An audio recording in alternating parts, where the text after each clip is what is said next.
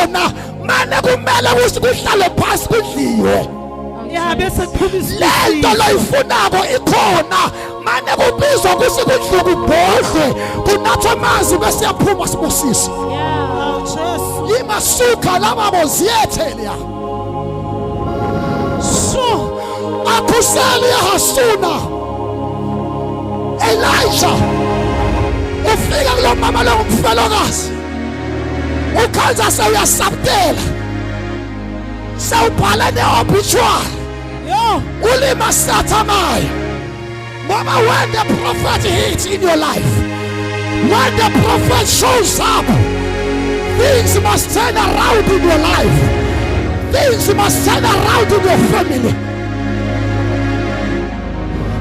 Uthi Elijah kulo mama ngicela ukudla mina kuqala ngicela uku-overtake